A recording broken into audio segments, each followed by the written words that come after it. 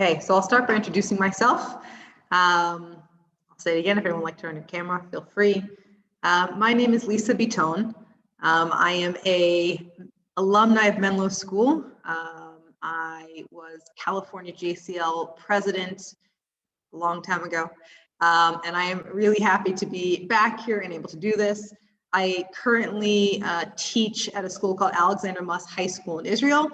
It is a study abroad program for high school students here in Israel, in which students come for between 2 months and a semester and learn Jewish and Israeli history, amongst other things. And I also am the director of a gap year college program called Frontier Israel, which does similar things for gap year students, for college students. I think I have the absolute best job when it comes to being a classics major. I get to teach history in the field at places like Masada and Jerusalem, and I really just love what I do and being able to teach here. I've been in Israel now 13 years almost, 12 and a half years, and it's just really interesting. Right now it's about 9 o'clock here, a little bit of a time difference, but I am excited to be able to do this. So today, we are going to be talking a little bit about the Great Jewish Revolt against Rome. There are actually a series of revolts. We're going to talk about what was the Great Revolt, kind of the first main revolt, which it was part of the Masada story.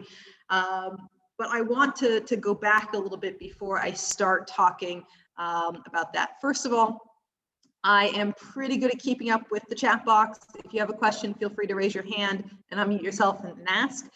As we go, at the end, I'll open it up for general questions if anybody has some. But just, if you have questions along the way, feel free to ask. So I'm going to start with a little bit of background. So we had a period of Jewish independence, okay, kind of after Alexander the Great, in which we have a Jewish state, a Jewish nation. And then Herod the Great comes in on the tails of the expanding Roman Empire and puts this area of Judea under Roman control. Originally kind of partially under Roman control under Herod the Great as king, that was my last class. And then under the Roman procurators, which are basically Roman generals who are put in charge of the province of Judea. And again, the time we're talking about is kind of the turn of time, right? So we're talking about the time around the time of Jesus. Herod dies in 4 BCE, and the Roman procurators will last until 66 CE. So that's the kind of period we're talking about. So at this time, Herod's now built the Great Temple. So I just want to give you a little inkling of what Jerusalem looked like at the time. This is the city of Jerusalem at the time of the Second Temple, around the time of Herod and the procurators. There's a couple things I want you to notice. Judea is mostly Jewish by this point, and this area of number 36 is what is today the Western Wall, is the area of the Second Temple. Okay, so it's kind of the center focus of Jerusalem. It was a place where 3 times a year, hundreds of thousands of Jews would come to do sacrifice at the temple. God was supposed to sit there. This was kind of the main reason to be in Jerusalem. I want you to notice number 39 off to the right. That is a Roman garrison built attached to the Western Wall, attached to the Second Temple. So already the Romans were nervous about what would happen and what happened inside the Second Temple, right? If there's going to be any sort of revolt or revolution, that is a place that's scary to the Roman leaders, right? Where the Jews kind of congregate en masse under other leadership. So they're already from the very beginning building this kind of security wall against it. Okay, and the back and kind of number 18, that area, that was Herod's palace. There was a hippodrome. There were other towers that he built there. And I want you to notice if you kind of see the 18 is kind of the long palace, and then there are 3 towers at 15 and 13. They're 15, 13, and 14 right there. There's 3 different towers. It might be hard for you to see in this image, but does anyone notice something weird about the towers that Herod built already when expanding? Where do you typically build towers in a wall? Why do you build towers?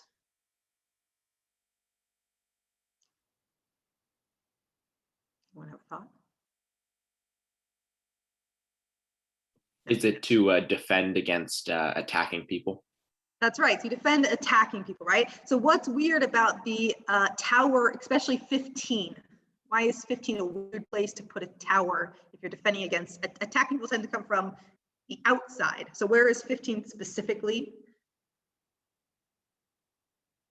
Can you tell from the image? Might be hard. It's like right attached to the palace, it looks like. Yeah, attached to the palace facing into the city, right? Yeah, it's kind of good, man. It's kind of an inlet, right? It's inside the city. So it shows that Herod already, when he's building his castle, the Romans are not only worried about attackers from outside of Jerusalem, but also attacks from inside Jerusalem, right? He wants to make sure he's already, very scared about being overthrown. He wants to make sure that he can watch the Jews inside the old city, not just being attacked from the outside, right? So already there's this tension between the Romans and the Jews, and who's going to control this area. It's also important to note that Roman culture and Jewish culture, especially back then, are very, very different. The Jews focus on things like modesty, issues like circumcision, right, which is such a focal area of Jewish life, was seen as almost criminal in Roman life, right? Why would you harm the human body, which is God-like, right? And so this kind of idea of culture, what we hold dear, was already very intricate, right? When you think of the Jews, and they wouldn't put human images in mosaics, right? Because that is graven images. That's toward idol worship, whereas the Romans put pictures of naked people everywhere. So this very like balance of our rulers versus the subjects, and how we balance it from the very beginning there was a lot of tension there. Okay. I also want to comment that during this time, when I speak about the Jews, quote unquote, there were actually kind of 4 different sects of Jews, right? We would consider, like we talked today about, like the Reform, Conservative, Orthodox, different types of Jews. The same thing happened back then. We had Jews who were more loyal to the Romans, who considered themselves very Roman, but the majority considered themselves, not Roman. They didn't like the Roman rule. They wanted independence. And then we had a small group who were kind of monks who hung out in the desert. So they weren't all one unified group, but I'm talking about kind of the majority of Jews in Judea at the time. Now, here is a picture of what is today called the Davidson Center. It's on the bottom kind of side of this area of the Western Wall. It's actually on the west now. This is on the south. But this is an area where I take my students to talk about the Great Revolt, because you can walk up the main stairs and sit below the main area of the wall. Okay, and here's me teaching my students. So here's a little bit of backstory. I'm going to close this for a second. Vespasian was the Roman general who was in charge of overseeing the area of the Middle East in this time period. And Vespasian was a very well-known and renowned, general. And he was worried about this Jewish revolt, right? What would happen? How would these Jews react? And there was lots of little tiny revolts going on. And so he cut off the area of Jerusalem. He kind of put it under siege. He cut it off from people coming in, because this was a time, there are 3 times a year in which the Jews would come into Jerusalem to celebrate, and during Passover, which we just celebrated. And he was worried about this large number of Jews congregating in one place at one time. Now, in Roman history, at the same time, we're having the year of the 4 emperors, right? There's kind of chaos going on in Rome. There's a lot of unrest and not a lot of stability. And so Vespasian's kind of keeping one eye on what's going on in Rome, and one eye on what's going on in Judea. And so he closes off this area of Judea, and the Jews begin to fight amongst themselves. Okay, it's actually a really terrible time. There's a lot of starvation, not enough food's getting into the old city. And one of these major rabbis in the city was a man by the name of Ben Zakkai, Rabbi Ben Zakkai. And Ben Zakkai looked around at what was going on in this time period, and he said, the Jews have lost it. The Jews are fighting amongst each other. God has turned against us. The Romans we're not losing to the Romans, but the Romans are why God is how God is punishing us, right? Because the Jews aren't being nice to each other. It's a term in Hebrew we call sinat hinam. It's this idea that we're just not being nice to each other, and so God's punishing us. And so he sneaks out of Jerusalem and he heads towards Vespasian's tent.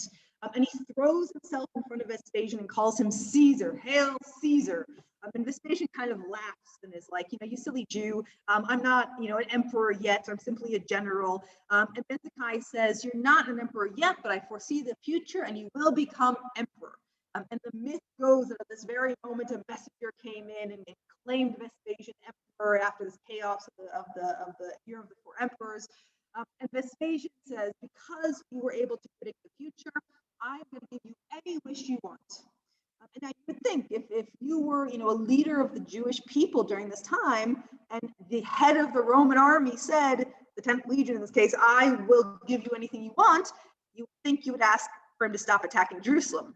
But Benzekai didn't. Benzekai, again, he thought that the Jews had already lost the war. It wasn't worth it. We needed to learn a different way to live. So Benzekai went to Vespasian and said, I request the city of Yavne. Vespasian said, I've never heard of Yavne. And Benzekai says, it doesn't matter. I want to be able to build a school there. Let me build a school in Yavne and promise me you won't attack the school. And Vespasian says, if that's all you want, the little tiny podunk town in the middle of nowhere, I will let you have it. And so Benzekai takes his followers and he ends up building this school in Yavne. And that is his way of kind of saving the Jews, right? He lets Jerusalem be destroyed, but he saves the Jews, okay? Now, Vespasian heads off back to Rome to become emperor, and his son Titus takes his place. And Titus strengthens the revolt against the siege against Jerusalem.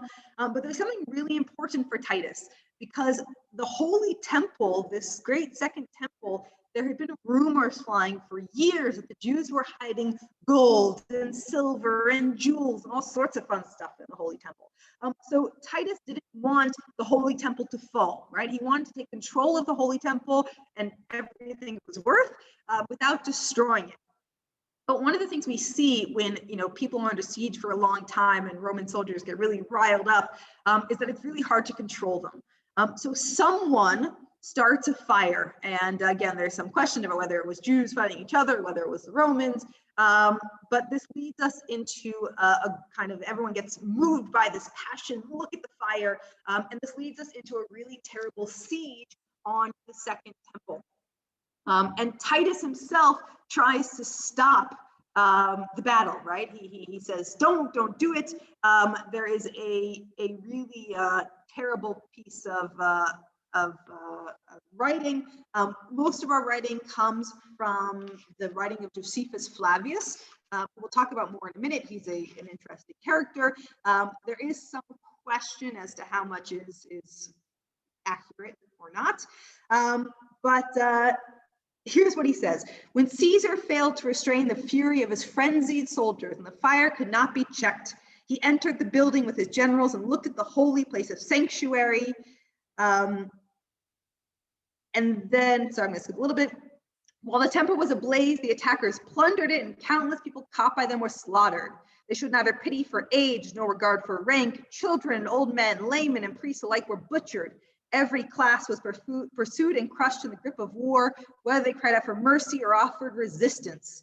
Through the roar of the flames streaming far and wide, the groans of the falling victims were heard. Such was the height of the mountain, the magnitude of the blazing pile. The entire city seemed to be ablaze. Okay, so it's this like terrible scene, the temple's burning, everyone's looting and massacring, and it's just the temple is absolutely massively destroyed, okay?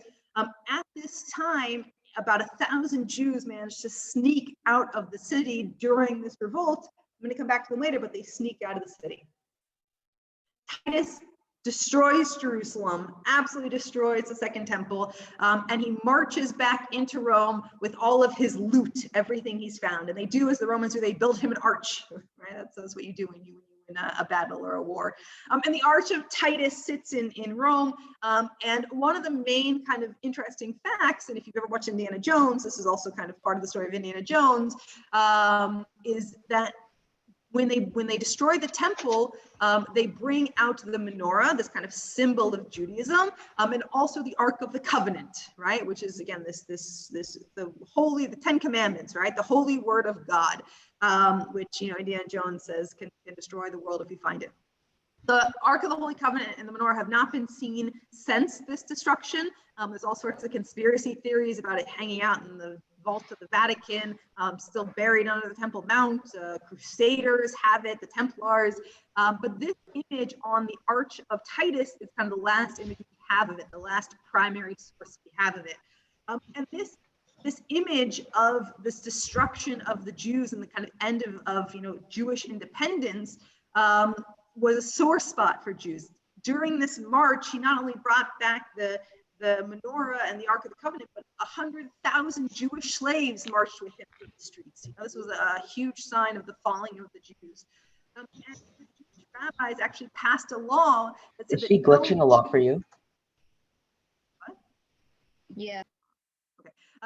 That the Jews actually passed a law saying that no Jew will walk under the Arch of Titus ever, right? That is such a sign of what the bad things that happened to the Jews that no Jew will ever walk under it.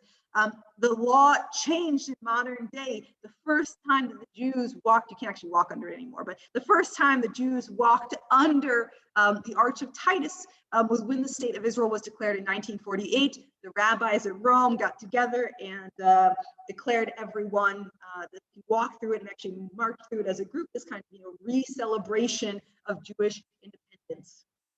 Okay.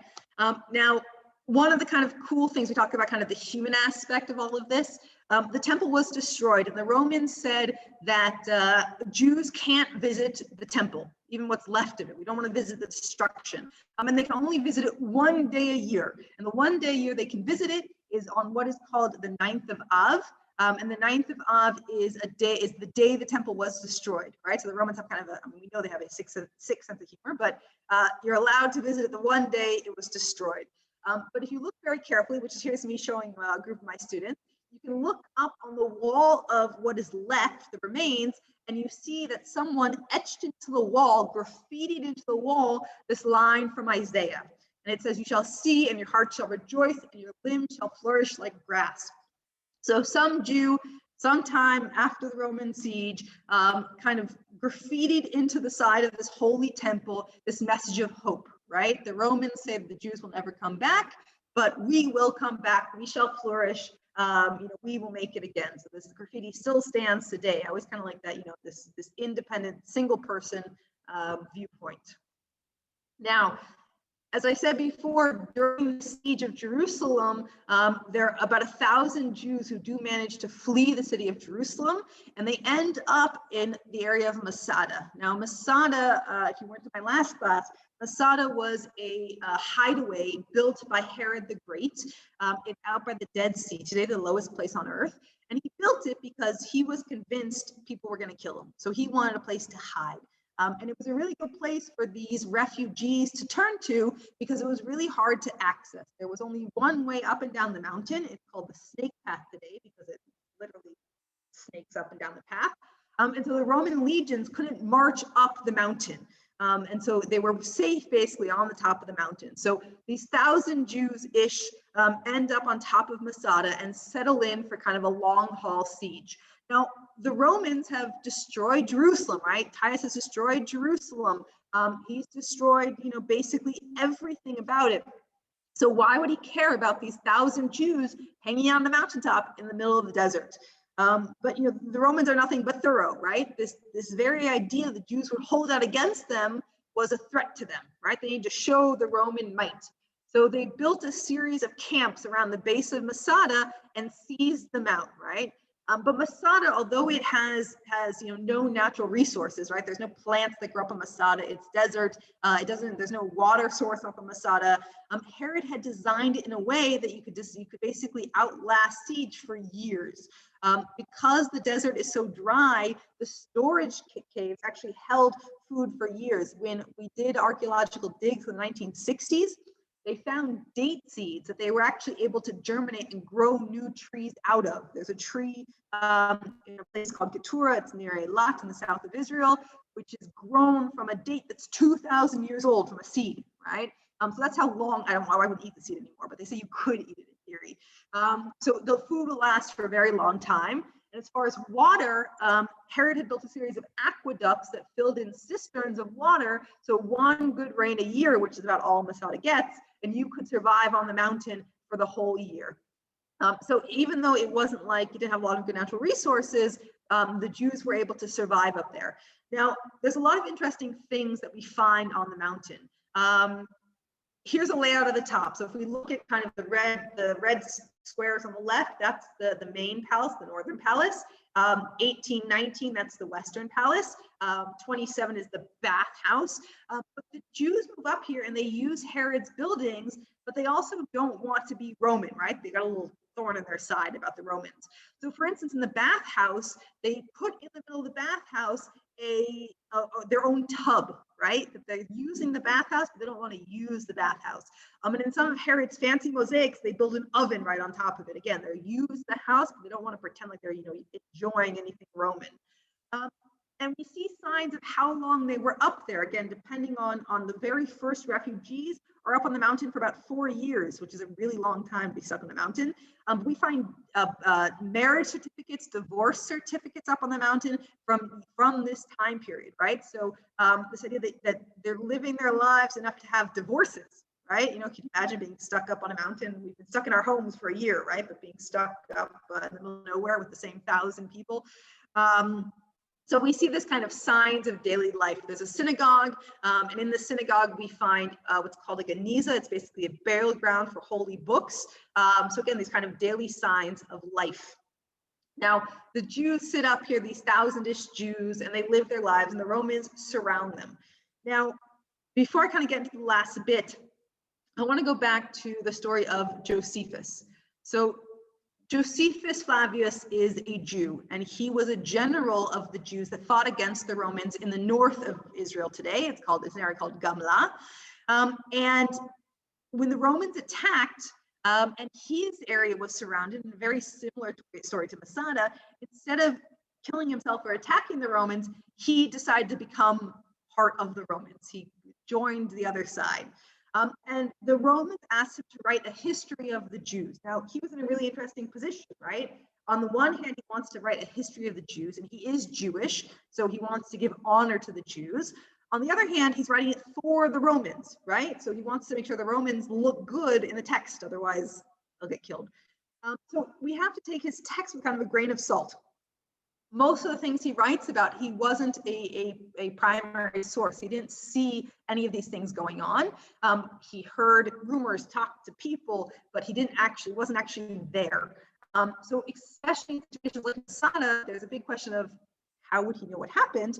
The answer is he probably didn't, but he is using different sources to kind of cobble together this history that we really have to take with a grain of salt. But this is what he writes. So he writes this section in the Jewish Wars, and he talks about how the Jews decide, after all this time up on the mountain, they see the Romans are building a ramp. Okay, now again, the only way up the mountain is one little tiny road. So if they build a ramp, the Romans can then bring up their siege towers and attack the side of the mountain. So when the Jews see this happening, their first idea is, no, we're going to stop the Romans. We're going to throw boiling oil at them, right? So they're over the side of the mountain. I mean, the Romans get smart. So instead of having the Romans build this ramp up, they have Jewish slaves do it. So the Jews are now at a quandary. Do you throw burning oil at other Jewish slaves in order to stop them from attacking you? Right? I mean, the Jews said they can't do that. They can't hurt other Jews, even if it means that they might die. So the ramp gets built, and as it gets close to its finish, Josephus says that Eleazar ben Yair, who's kind of the leader of this group, gets all the Jews together and gives a very impassioned speech about how we must commit suicide. Now, suicide is a sin in Judaism. You're not supposed to commit suicide, but he kind of has a way around that. He says, if all the husbands kill their families, and then we're going to draw lots, and one man will kill everyone else, and then he'll kill himself. So really only one person is committing suicide, and that's how we'll get away, with the sin of suicide. So they all comfort each other, and in order to prove to the Romans that they were doing this out of they didn't want to be captured, not out of desperation, they set their food afire, right? They wanted to prove prove that they had enough things that they put on fire. So it wasn't like the Romans had actually like beaten them, right? They were still on top. So he gives this great passing speech. Everyone gets killed or commits suicide. And kind of the big ending is that at the end of this, the Romans break through the siege tower at the top, and they are met with silence. And the Romans are impressed, right? Look at these Jews, look at what they've done, an honorable way to die kind of thing. So how does Josephus know this? Well, there were a couple old women and children who hid themselves and then came out and told him this story. And they were, his kin. They were Eleazar ben Yair's kin, so they knew the story. This is actually also, I think, in one of the Cambridge books, maybe it's book 4, 2, the story of these Jewish slaves, right, who go back to Rome. And that kind of marks the end of the siege of Masada, kind of marks the end of the Great Revolt, with a big caveat. Although the Great Revolt officially ends and the Jews on Masada are all killed, and the Jews of the rest of Judea, many hundreds of thousands, are taken back for slaves, and the Romans take over fully. They rename it. They rename it, instead of Judea, it's now Syria Palestina. They rename Jerusalem Aelia Capitolina. Again, they try to take all this kind of Jewishness out of it. The revolt ends in about 73 AD, but there will be another revolt called the Bar Kokhba revolt in 132. And that 132 to 135 is actually kind of the real end of the revolt. So even though the Romans have taken over, they don't really have stability until after 135. And then, of course, after that, the Roman Empire anyways is going to start having other issues. But this is kind of the main focus. And even today, we see about the influence of Rome here in Israel, especially in the city of Jerusalem and on Masada. Kind of all of our top tourist spots a lot of them are Roman history, Caesarea, Herodium, Masada. This is the influence at the end of Jewish rule until the modern day. Okay? I know there was a lot. Anyone have any questions, thoughts, comments? Thank you. Thank you. I know there was a lot. If anyone has anything they'd like to ask, kind of privately, feel free. If you have any questions about, what I do or just about Israel in general, also feel free to ask, and I'll hang out here for a little bit if anyone does. Otherwise, thank you. Thank you. What are you an archaeologist or? I'm a historian, Okay. but I teach in the field. So I do a lot of research on the side also as far as current archaeology. They're actually right now doing an archaeological dig up at Masada, which you can join. Anyone can join, which is kind of a fun thing if you have a free summer. Okay, very cool. My Latin teacher recommended I come to this, and I'm glad I did. This is very interesting. Thank you. Thank you.